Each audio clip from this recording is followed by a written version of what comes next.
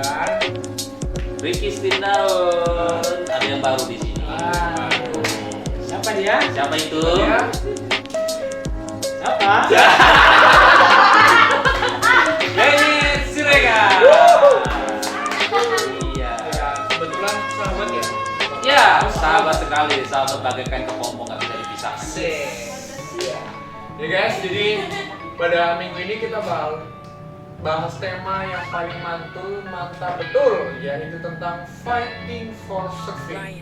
Artinya bukan perjuangan dalam melayani. Ya. Dan tentunya ditemani dengan brother-brother inilah yang akan ditanya-tanya tentang seputar perjuangan itu dalam melayani. Ya.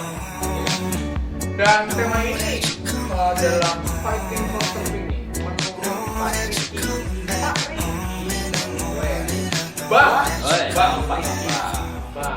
Bang Ricky nih, gimana sih apa pendapat Bang menurut tema ini? Bapak atau Bang nih? Bang, Oke. Bang. Iya, perjuangan dalam pelayanan ya. Jadi kalau saya mengartikan tema ini ya, perjuangan dalam pelayanan ya, pelayanan itu hidup gitu. Jadi ketika kita memperjuangkan pelayanan, kita juga sedang memperjuangkan hidup. Jadi orang dipanggil untuk melayani adalah orang yang dipanggil untuk hidup. Jadi kalau kita mau melayani ya, sebagaimana kita memperjuangkan hidup, demikian juga kita memperjuangkan pelayanan. Nah, ada lagi juga tuh. Apa tuh? Hidup ini. Terus Ya. jadi bangun ini. Ya. Kalau menurut Bang Bengen sendiri nih, kira-kira gimana sih pandangan Abang untuk tema ini? Menurut saya sih perjuangan dalam pelayanan itu apa namanya ya, sesuatu yang harus kita pegang dalam kehidupan kita sebagai orang percaya. Yang harus kita perjuangkan, yang harus kita pegang keras dalam kehidupan kita. Bukan hanya sebagai orang teologi atau sebagai hamba Tuhan, tetapi sebagai orang percaya. Oh, jadi bukan hanya sebatas lulusan teologi gitu ya? Oh, bukan. Jadi, oke lah, menurut Bang Bengen sendiri nih, kira-kira apa sih yang harus diperjuangkan dalam melayani Tuhan gitu? Yang harus diperjuangkan dalam pelayanan itu status atau panggilan kita. Status atau Itu berarti bukan soal kita sebagai hamba Tuhan atau orang yang menempuh pendidikan di sekolah teologi, tapi seluruh kita yang percaya kepada Tuhan. Hanya harus memperjuangkan statusnya atau panggilannya sebagai orang percaya. Kita lihat kan di luar sana ada banyak yang gagal memperjuangkan statusnya sebagai orang percaya, meninggalkan imannya, menjual imannya dan sebagainya. Itu menurut saya. Jadi harus diperjuangkan lah panggilan itu ya? Harus diperjuangkan. Harus ada perjuangan di dalamnya. Oke, jadi namanya kan perjuangan nih.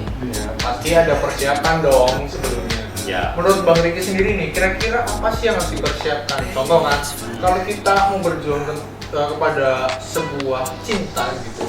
Ya, jadi kan kita harus ada peluru yang harus disiapkan sebelum menembak itu.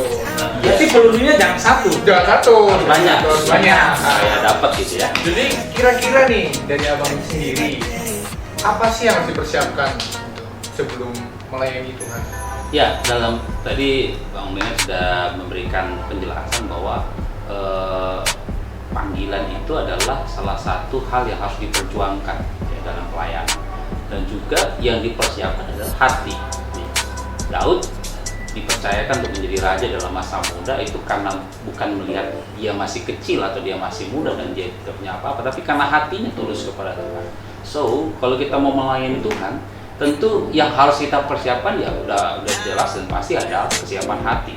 Kesiapan hati di saat kita melihat pelayanan itu tidak menyenangkan, kesiapan hati ketika kita melihat pelayanan itu malah menyiksa kita, kesiapan hati di saat kita malah ditolak dalam pelayanan, itu harus sudah siap. Kenapa? Dalam melayani Tuhan kita harus siap menderita. Itu kata Tuhan Yesus. Mengikut Yesus adalah harus siap mikul salib. Kalau kita tidak siap pikul salib, ya itu bukan disebut dengan pejuang. Jadi hati itu harus benar-benar disiapkan. Karena apa? Karena bisa saja dalam melayani kita bertemu dengan orang-orang atau mungkin rekan sekerja, rekan sepelayanan yang mungkin tidak setujuan dengan kita, sevisi dengan kita, atau memiliki hati yang berbeda, motivasi yang berbeda. Makanya dalam melayani Tuhan juga kita harus benar-benar hati kita siap menghadapi orang-orang yang demikian. Bahkan mungkin kecenderungan kita berpikir, kenapa sih kok ada hamba Tuhan seperti ini, kenapa sih kok ada pelayan Tuhan seperti ini. Tapi ya itulah dinamika dalam pelayanan. Di dunia pelayanan itu ya seperti itu. Tidak semuanya berhatikan malaikat. Semuanya juga ada motivasi-motivasi yang salah, motivasi-motivasi yang tidak benar. Tetapi kita sebagai pelayan Tuhan yang benar, seperti kata Pak Bang Benget tadi, bahwa melayani itu karena panggilan ya, bukan karena kamu dari latar belakang teologi atau kamu dari anak pendeta, kamu orang pendeta, kamu segala macam. Tetapi yang melayani Tuhan itu adalah orang yang dipanggil. So, siapkan hati untuk melayani Tuhan. Itu yang harus dipersiapkan. Berarti lagi-lagi hati dan hati. Iya, baik itu hati. Sama kayak kalau misalnya David lagi memperjuangkan cewek gitu kan, harus siap. Tiba-tiba di depan pas lagi PDKT dia baik gitu kan gitu ya. Tiba-tiba pas lagi pacaran, aduh, nampak semua yang buruknya. Itu harus siap hatinya. Harus siap ya. Iya. Jadi nih, menurut abang-abang lah dari abang-abang siapa tuh? Abang. Ada untuk abang-abang jadi siapa sih yang layak berjuang untuk memperjuangkan pelayan itu gitu dari Bang Riki dulu? Oke.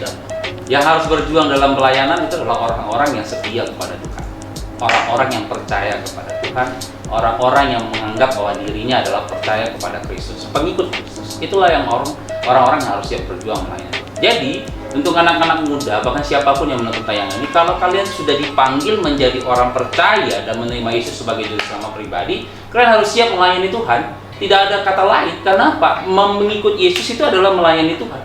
Mengikut Yesus itu adalah melayani Dia, tidak ada yang lain. Kalau kamu mengikut Yesus hanya diam saja nunggu Dia sampai datang kedua kalinya, apa yang harus kau perbuat untuk Dia? Itu yang akan nanti ketika Dia datang kedua kalinya, itu kan adalah hari penghakiman di mana kita harus mempertanggungjawabkan hidup kita di depan Tuhan.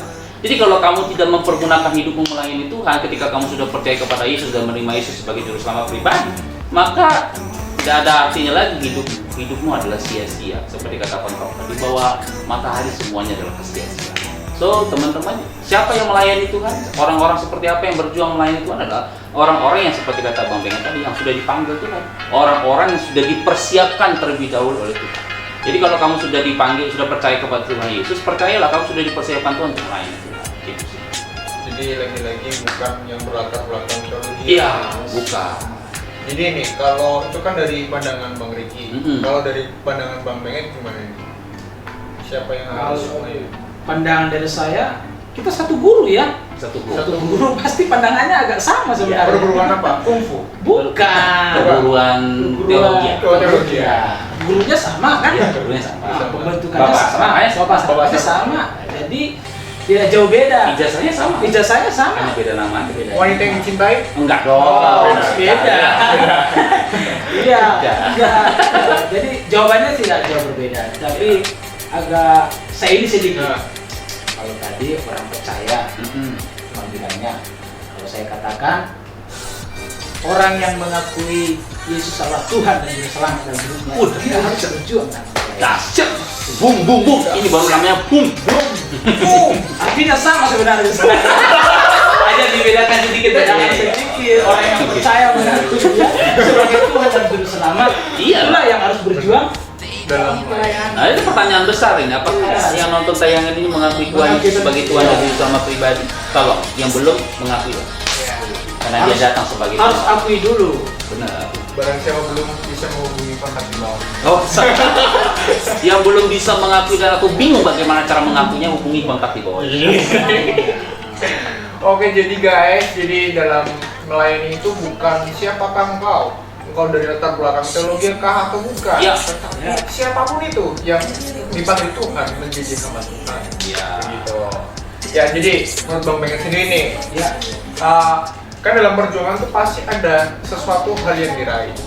Contoh, Ya. dalam kita memperjuangkan suatu pasangan gitu, hubungan ya, atau memulai Ya. pasangan ya, yang ingin diraih sebagai kita kaum pria pasti wanita gitu. Iya, pasti. Ya. Sebenarnya nggak dibuat pun analoginya udah tahu saya. Iya.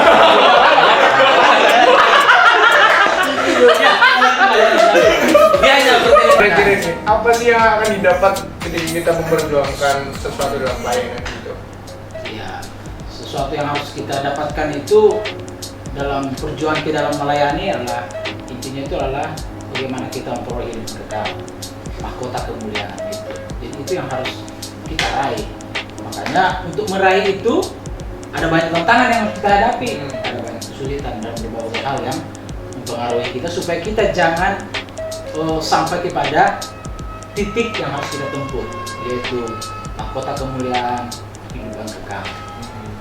Ya. Udah pasti tuh ya? Oh sudah pasti Udah dong. pasti. Kalau kita berjuang terus tanpa lelah dan selalu semangat, pasti kita sampai kepada Mahkota kehidupan itu. bukan sampai kepada sampai kepada hidup yang kekal. Iya, dan mendapatkan mahkota kemuliaan. sama seperti kalau kamu tadi kan memperjuangkan seseorang yang kamu sayangi gitu. Kalau tidak ada yang nyebeng gitu ya, nyalip gitu ya, itu pasti akan dapat. Tapi kalaupun disalib itu harus diperjuangkan. Iya benar. Tetap harus diperjuangkan. Entah itu sahabat, kayak entah itu siapa, kayak pokoknya kalau dia belum dibaptis, belum pokoknya belum ditumpang tangan sama pendeta sikat. Tapi kayak nggak boleh. Punya orang ditikung kan? Iya, tikung itu nggak boleh guys ya, nggak boleh. Tapi berjuang boleh ya bang? Oh pasti dong, perjuangkan. Iya. Salah satu memperjuangkan orang yang kita sayangi di dalam doa. Dalam doa. Kuat-kuatan doa lah, siapa doanya yang paling kuat. Tapi tidak cukup dengan doa. Apa aja? Tindakan dong. Iya, sama. Pada tindakan. Semua analogi pembicaraan kami ini kepada pelayanan juga begitu. Berdoa, berjuang, dan bertindak. Harus ada tindakan dalam berdoa. Jadi dalam pelayanan juga gitu ya? Udah benar. Jadi kan Anda yang memulai analogi ini, sehingga kita meneruskan analogi Anda. Oke, jadi nih dari perbincangan itu ya tentang perjuangan pelayanan. Menurut Bang Riki nih, Ya, menurut kesaksian pribadinya, kira-kira apa sih kesulitan dalam memperjuangkan pelayanan itu? kayaknya dari Bang Bengke dulu lah, karena kesaksiannya lebih panjang. Oh, lebih Pengalaman panjang. dia di asrama dulu yang sempat diasingkan waktu itu, ya. Digotong-gotong Iya, gitu jadi ya. sebagai pemberitahuan untuk sobat muda, sobat bumi, ya, kami ini satu tingkat, satu alumni S1 dan S2-nya. Jadi mendapatkan istri dan menikah juga hampir sama-sama, beda setahun aja. Jadi ya sebagai dibilang ya kami bisa persahabatan kami sebagai kepompong. Ya, berubah ulat menjadi kupu-kupu, indah kan? Dan seperti yang Anda lihat ini sobat muda, ini bukan seperti ini dulunya. Nah, bagaimana ceritanya? Oh, sebenarnya kalau diceritakan panjang sekali. Panjang sekali. sekali. Tapi kan pertanyaannya ini tentang kesulitan. Waduh, apa ini? Kenapa ini? Waduh, ini yang mana ini Bang Benget ini? Yang mana? Sudah jelas lah ya. Sobat muda bisa lihat dengan jelas ya di mana nih Bang Benget ya. Waduh. Ditandai ya. lah di bulan Masih sini suspek. aja. Suspek sekali. Saya sebenarnya sudah tidak mau lagi melihat foto ini. Kenapa? Kenapa? Nggak suka saya. Karena saya juga paling pojok sana itu sudah ya masih kurus lah dibilang. Ini sebelum praktek 1 tahun. Ini Maksudnya- kami lagi ini nunggu pemanggilan ya. Pemanggilan. Nunggu pemanggilan tingkat waktu itu. Jadi kami ngantri-ngantri ya foto-foto lah. Iya. Iya. Itulah gambarannya sobat muda. Itu masih tingkat 3. Dulu tingkat 1 lebih parah. Lebih parah. Enggak usah ditunjukin. Enggak usah ditunjuk. Kalau mau tahu datang ke rumah Bang Benget, banyak albumnya, fotonya banyak. Sudah saya bakar semua. Gimana itu? Ceritakan dulu perjuangan Iya. Abang itu. Perjuangan. Kesulitan ya, yang Kesulitan. ini kan bercerita tentang kesulitan. Iya. Kesulitan dalam perjuangan itulah ya. Iya, dalam perjuangan. Satu hal yang saya perjuangkan, yang menurut saya juga sulit sih secara pribadi. Merasa asing dalam kehidupan saya ketika di asrama dibentuk DCT. Karena waktu itu saya mengalami satu penyakit TBC.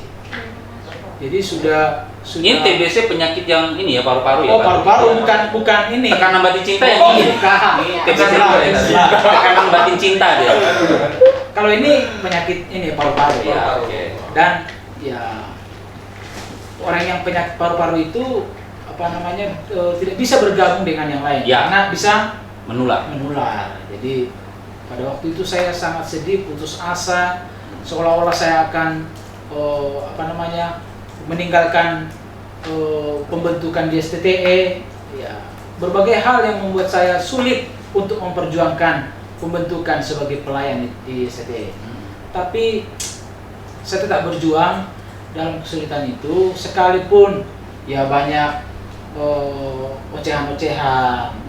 Bahkan sampai saya dipanggil ke kantor itu, Pak. Jadi dipanggil ke kantor, sudah disuruh pulang karena melihat penyakit saya sudah semakin parah. Makan tidak bisa, badan semakin tipis. badan semakin tipis. Aduh. Wah, Kacau. makanya gak usah ditunjukin Iya. fotonya Iya, itu. iya. Ngeri. Tapi saya bersyukur ada sahabat-sahabat saya di Solid Wisdom Class. Wes. Salah satunya ada di samping saya Solid Wisdom Class. yang selalu mendukung, selalu menguatkan. Karena saya masih ingat waktu itu ada praktek khotbah kalau nggak salah ya. Iya. Bukan praktek khotbah, tapi khotbah selesaikan kampus. Oh iya. Ya, tingkat 1 kan khotbah. Iya, tingkat Kan nama 1. saya B. Iya. Jadi saya berjuang sekali di situ untuk berkhotbah. Karena apa? Setiap saya berbicara Batu. selalu batu. Iya. Nah, itu menghambat. Kenapa Bang ketawa? Jadi setiap saya berbicara selalu batu, jadi Iya. agak sulit. Itu salah satu membuat saya putus asa. Tapi saya bersyukur ada teman-teman yang selalu menguatkan, yaitu termasuk Bang Riki Iya. yang selalu menguatkan, teman-teman Solid Wisdom Class yang sangat baik hati. Ya. Itu salah satu kesulitan selain di praktik setahun lagi ada juga dan banyak hal kesulitan dalam pelayanan. Iya. Tapi satu hal yang saya ingat adalah panggilan saya sebagai hamba Tuhan. Itu yang membuat saya terus berjuang. Ya kalau saya melihat perjuangan Bang Benget ya waktu tingkat 1 melawan penyakitnya ya, harus minum obat. Kalau minum obat itu nggak boleh lewat. Kalau lewat pulang lagi dari awal. Jadi perjuangan banget lah, lihat Bang Benget dulu berjuang sangat keras sekali untuk bisa melawan penyakit dan akhirnya puji Tuhan bisa Ini tamat. hasilnya ya? Iya, ini hasilnya. Ini hasil perjuangan itu. Hasil perjuangan itu. Hasil perjuangan ya. Iya, hasil perjuangan. Iya. Jadi memang solid banget ya. Oh iya. Perjuangan itu juga didukung juga dari kawan-kawannya. Iya. Oke, jadi itulah kesaksian Bang Benget, luar biasa banget berjuang dalam kehidupannya, pembentukannya di sini di STTE. Ya saya juga besok itu ya, Bro Daniel. Oke, siap. Ya, jadi ketika juga. Ya, dan itulah kesaksian dari Bang Benget. Iya. Luar biasa banget. Dan sekarang nih, kalau dari Bang Riki sendiri, kira-kira apa sih kesulitan dalam melayanan? Iya, kalau saya sih beranjak dari kalau Bang Benget tadi tumpuannya kepada panggilan, bagaimana kesaksiannya melawan kesulitan-kesulitan dia dalam menghadapi panggilan itu dan berjuang akhirnya dia sudah menjadi hamba Tuhan. Dan kalau saya sih merasakan kesulitan itu ketika saya dipercayakan bersama dengan tim melayani pelayanan deputasi di Kalimantan pada waktu itu. Jadi waktu itu pelayanan kami ini ada dua tim ya Bang Benget ya. Jadi Bang Benget sama timnya ke daerah Sumatera Utara dan kami di Kalimantan Barat, khususnya di Engkirap ya, di Engkirap di Dai. Jadi Pulau Kalimantan itu lewati Sungai Kapuas itu masuk terus ke pedalaman sana. Itu naik kapal speed itu hampir 12 jam atau 13 jam gitu. Dari jam 7 sampai jam 5 sore lah kami naik speedboat. Itu bukan speed yang besar-besar, itu kecil itu. Muatannya hanya 6 orang dengan kecepatan maksimal itu 150 km per jam. Jadi kebutnya minta ampun. Jadi kalau saya mau ini ada kesaksiannya saya pernah posting di YouTube saya, kita mau lihat sama-sama. Nah, ini pelayanan kami ke pedalaman mengunjungi jemaat-jemaat untuk berdoa, ya. Nah, ini jembatan ini udah mau roboh nih. Ini sungai hitam ini di sini kami mandi. Jadi sulit, ini kesulitan-kesulitannya kalau orang berpikir tentang kenyamanan ya pasti akan kabur, tapi kami berjuang menghadapi pelayanan ini. Ini hanya bisa dilewati oleh satu orang berkendara motor. Pelayanan kami di pedalaman, ini perbatasan Malaysia. Nah inilah berdoa bersama dengan jemaat di sana, Nah, puji Tuhan antusiasnya sangat besar sekali karena mereka sangat senang didoakan, sangat senang didoakan. Jadi kalau ada pendeta datang tuh, ini masuk pedalaman lagi kami nih, masuk pedalaman lagi, harus pakai kapal lagi. Ya, pelayanan seperti ini, itu yang disebut dengan perjuangan yang harus bisa menghadapi kesulitan-kesulitannya. Kalau saya melihatnya bahwa sesulit apapun pelayanan itu, sesulit apapun yang kamu bilang bahwa kamu nggak bisa apa-apa, kamu nggak bisa ini itu, saya yang pertama kali ke Kalimantan yang nggak ngerti situasi tempat dan segala macam, saya harus berjuang untuk berkontekstualisasi dengan daerah setempat, dan itu perjuangan yang sangat-sangat sulit. Karena apa? 3 bulan hampir 3 minggu hampir 1 bulan lah kami di sana itu melayani, ya benar-benar harus hidup sesuai dengan kehidupan masyarakat di sana. Dan itu perjuangan, sangat-sangat harus berjuang. Tidak ada listrik, tidak ada sinyal, dan kami harus hidup benar-benar bergabung dengan masyarakat setempat. Dan itu di hutan, tidak di kota-kota. Nah ini yang harus menjadi gambaran bahwa pelayanan itu tidak selamanya enak. Pelayan itu harus benar-benar merasakan kesulitan-kesulitan dalam hidup. Sekalipun kau melayani di kota, pasti akan menemukan kesulitan. So intinya adalah kesulitan-kesulitan dalam pelayanan itu pasti ada. Dan pertanyaannya adalah siapa kita menghadapi kesulitan itu? Kalau kita tidak siap menghadapi kesulitan hidup, bagaimana kita menghadapi kesulitan pelayanan? Nah itu harus menjadi perbandingan kita. Memang luar biasa banget ya kesaksian abang-abang Bang Benget dan Bang Riki. Ada juga tadi melewati jalan yang belum diaspal, pasti ada gejolak-gejolak gitu. Ya begitulah banyaknya tantangan dalam perjuangan dalam melayani Tuhan gitu. Dan banyak hal lagi sebenarnya ya Bang. Ya. Tetapi inilah contoh gambaran dari kesaksian abang-abang. Gitu. Jadi dari banyaknya kesaksian yang telah abang-abang alami nih, dari Bang Benget sendiri, pernah nggak sih merasa menyerah gitu? Pernah, tapi tidak sampai meninggalkan. Ya, siapapun pasti dalam menghadapi tantangan ada kalanya kita jenuh atau menyerah. Tapi bagi saya kesulitan, tantangan yang saya hadapi bisa saya lewati. Meskipun saya pernah menyerah, tapi saya bangkit dari hal-hal yang buat saya menyerah itu atau semangat itu. Itu tadi yang saya katakan, banyak teman-teman yang mendukung, yang kasih motivasi yang menguatkan, itu yang membuat saya. Kira-kira pada saat abang menyerah itu apa sih alasan abang itu kok bisa menyerah selain daripada penyakit itu? Yang buat saya menyerah itu adalah karena saya melihat saya beda dengan teman-teman. Kalau teman-teman itu saya lihat kalau main bola larinya cepat terus nggak apa-apa. Kalau saya jalan aja batuk-batuk ya. Jangan nginjak lapangan aja batuk. Mana? Jangankan lari. Jalan aja dari bawah ke sini. Megang bola aja batuk. Megang bola loh. Iya. Jadi megang bola gini. Tapi itulah yang buat salah satu yang buat saya. Karena saya beda dengan, menurut saya sangat berbeda dengan teman-teman. Diasingkan pada waktu itu. Karena diasingkan kan karena penyakit yang saya alami. Mungkin harus ganti rokok Bang waktu itu. Sudah diganti. Sudah diganti.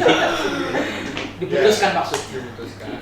Jadi ada rasa kok beda gitu ya dari yang lain. Ya. Iya, itulah. Jadi pernah menyerah nih ya, tetapi tidak sempat meninggalkan. Iya. Kalau dari Bang Riki nih, kira-kira pernah menyerah nggak? Kalau saya waktu praktek setahun pernah. Jadi ketika itu saya mendengar kabar duka dari keluarga saya, bapak saya dipanggil Tuhan. Dan saya punya pengalaman yang sedikit agak berbeda dengan bapak saya, karena saya adalah anak yang tertolak kalau dalam keluarga ya. Dan bapak saya itu mengharapkan anak terakhir itu laki perempuan, kita lahir laki-laki. Dan selama saya dari kecil sampai besar sekarang ini, saya belum pernah merasakan pelukan seorang ayah. Jadi ketika saya mendengar bapak saya meninggal, saya benar-benar merasa menyesal dan saya merasa sedih sekali karena saya belum sempat minta maaf, belum sempat memeluk dia belum sempat memeluk saya, dan saya benar-benar marah pada waktu itu sama Tuhan. Karena saya punya doa selama saya untuk di SCT, saya berdoa supaya bapak saya diubahkan dan bahwa saya mau terus mendukung saya, mensupport saya sebagai hamba Tuhan. Dan akhirnya Tuhan panggil. Nah, satu titik saya marah sama Tuhan, saya bilang, Tuhan kau jahat Tuhan segala macam. Dan saya pulang ke rumah dan saya lihat jenazah dan saya ikut sampai pemakaman terakhir. Dan saya pulang lagi tempat praktek pelayanan 1 tahun. Dan di tempat pelayanan 1 tahun itu ketika saya pulang, saya sempat hampir 1 hari itu tidak ngapa-ngapain, nggak berdoa, nggak baca firman, nggak ngapa-ngapain. Pokoknya kehidupan rohani benar-benar habis, nggak ada ngapa-ngapain lah. Itu sehari 2 hari lah itu.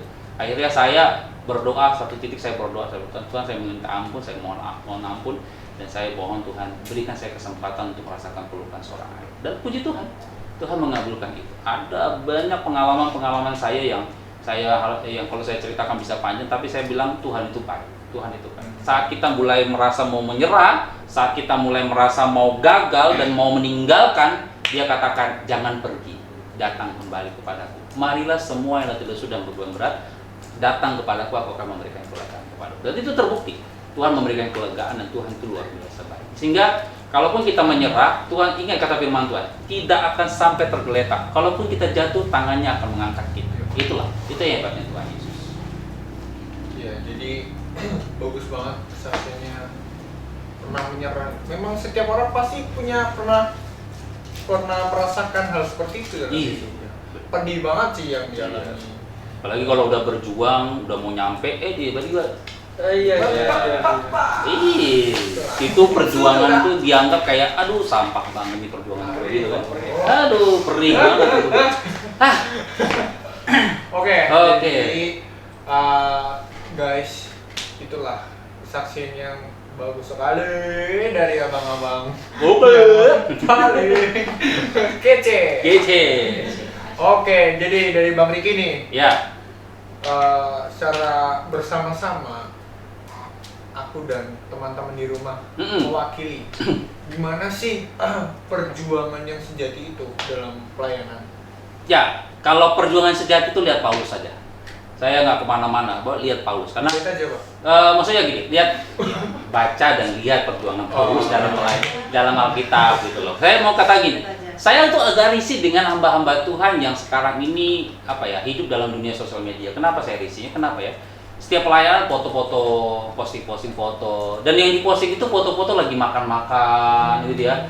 Terus lagi hangout, lagi asik-asik, lagi di ini. Habis pulang pelayanan kami jalan-jalan dulu, habis pulang pelayanan foto-foto di mana gitu. Jadi kesannya orang melihat pelayanan dia itu hanya foto-foto aja, sama jalan-jalan saja, makan-makan saja. Itu saya risih sekali. Tetapi saya langsung berpikir begini, seandainya Paulus hidup pada dunia multimedia yang sekarang ini ya, sosial media, mungkin yang diupload itu apa? Hari Senin diupload, hari ini aku nggak makan. Hari Selasa diupload, hari ini aku masuk penjara. Hari Rabu diupload, hari ini aku dianiaya. Itu pasti uploadannya begitu tuh, menderita aja terus, nggak ada upload-uploadannya yang senang. Kenapa? Itu yang dihadapi Paulus. Kalau Paulus dulu mengikuti keinginan dagingnya, dia tidak akan mau mengikuti Yesus. Pada waktu itu dia menganiaya orang-orang percaya. Sehingga pertemuan di Damsyik itu membuat dia berbalik arah, sehingga dia harus mengambil konsekuensi untuk percaya kepada Yesus. Katanya, hidup untuk Yesus, mati adalah keuntungan. Apapun yang terjadi, sesulit apapun yang dihadapi, dirajam, apapun itu dia dilakukan di dalam penjara, dia tetap berkata bahwa aku tetap bangga terhadap kepercayaanku, yaitu kepada Yesus Kristus. Jadi kalau mau dikatakan perjuangan yang sejati, itu adalah perjuangan yang dimana ya seperti kata Paulus, ikutilah teladanku. Kenapa? Paulus berani mengatakan demikian karena dia sudah melakukan tindakan-tindakan iman, prinsip-prinsip iman, dan yang harus diteladani oleh banyak orang. Dan apa yang dikatakan Paulus? Aku telah mencapai garis akhir. Ya, aku telah mencapai garis akhir. Di mana Paulus pada waktu itu benar-benar merasakan penderitaan yang sangat-sangat sakit. Dia katakan, aku sudah mencapai garis akhir. Dan akhirnya apa? Paulus dimuliakan. Dan saya sangat diberkati dengan pelayanan Paulus. Dan itu teman-teman, sobat muda, dan juga siapapun yang menonton tayangan ini, perjuangan sejati itu adalah perjuangan di mana seperti kata Bang Bengen, kita harus memperjuangkan dengan setia sampai akhir, sampai kita mendapatkan mahkota kemuliaan. Itu perjuangan sejati. Jadi beda postingannya Paulus sama... Iya dong, hamba-hamba Tuhan zaman sekarang dengan hamba-hamba Tuhan yang dulu, kalau jadikan satu di dunia multimedia atau dunia sosial media, pasti beda postingannya. yang difoto begitu Paulus sebelum dia dirajam gitu, dipukuli, foto dulu bentar boleh posting gitu. Aku mau dipotong nih kepalaku gitu kan lucu gitu. Jadi agak risih, jangan yang kayak gitu-gitu diposting-posting. Maksudnya postinglah pelayanan yang benar-benar melihat bahwa orang membutuhkan kita. Itulah diberkati untuk menjadi berkat. Tapi BTW kita pernah foto bareng ya Pak setelah pelayanan. Oh. Ya, jadi guys, itulah kesaksian dari abang-abang di sini. Yep. Makasih Bang Ricky, Bang Menges. Sama-sama. Ya, di sini kita sekarang akan mendengarkan closing statement gitu. Statement penutup dari kedua abang-abang ini. Jadi Ya. mulai Bang Menges dulu. Oh ya. Di akhir kesaksian atau tayangan ini, saya mau kasih tahu kepada sobat muda yang menonton pada tayangan ini supaya jangan pernah menyerah.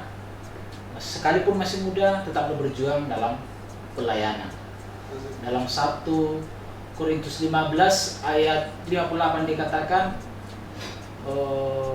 karena itu saudara-saudaraku yang terkasih, berdirilah teguh, jangan goyah, giatlah selalu dalam pekerjaan Tuhan. Itu menjadi pedoman dalam kehidupan kita, anak muda, untuk berjuang dalam kehidupannya. Sekalipun banyak tantangan, sekalipun banyak kesulitan, banyak godaan, tetaplah mempertahankan iman kepada Tuhan. Itu aja. Ya, dari Bang Ricky sekaligus nanti itu dalam doa ya Bang. Ya. Kalau saya sih mau katakan untuk anak-anak muda ya, karena kalian masih muda, pergunakan masa mudamu dengan baik. Jangan engkau mengikuti pergaulan-pergaulan yang menghanyutkan engkau sehingga engkau meninggalkan iman percaya. Selagi engkau masih kuat, layani Tuhan. Apapun itu, apapun yang kamu bisa. Engkau berdoa, engkau bisa bernyanyi, engkau bisa bermain musik, apapun yang kamu bisa lakukan, layanilah Tuhan. Karena apa? Karena untuk itulah kamu dipanggil menjadi satu tubuh di dalam tubuh Kristus. Oleh karena itu, untuk anak-anak muda yang menonton tayangan ini, layanilah Tuhan dengan setia. Berjuang terus dalam pelayanan. Engkau hidup untuk menjadi berkat. Sebagai tema kita, hidup diberkati untuk menjadi berkat. Untuk itulah kamu dipanggil oleh Tuhan. Supaya apa? Supaya hidupmu berguna, hidupmu berarti, sampai nanti seperti kata Bang Bengi dalam Alkitab juga tertulis, engkau akan mendapatkan mahkota kemuliaan. Itu yang Tuhan hidup. Maka oleh karena itu, saya mau berdoa untuk sobat muda, untuk kita semua di sini, supaya kita tetap terus teguh dalam panggilan kita sebagai hamba-hamba Tuhan yang mau melayani Tuhan. Mari kita berdoa.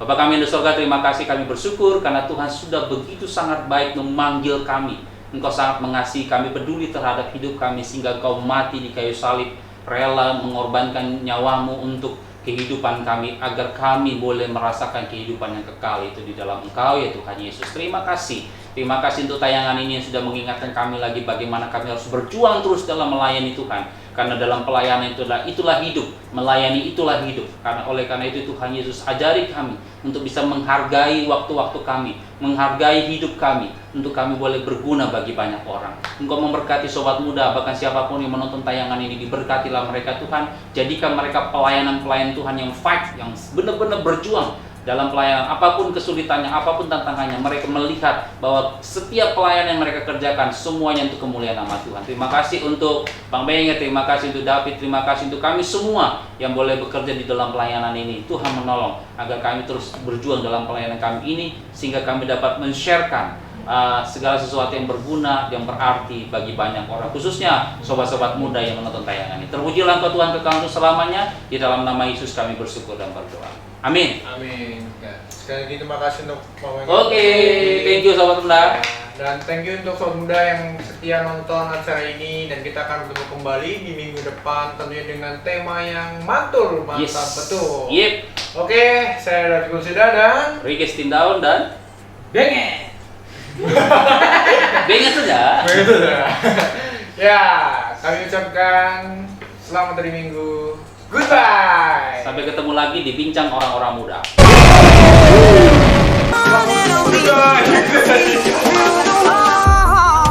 You know who I am.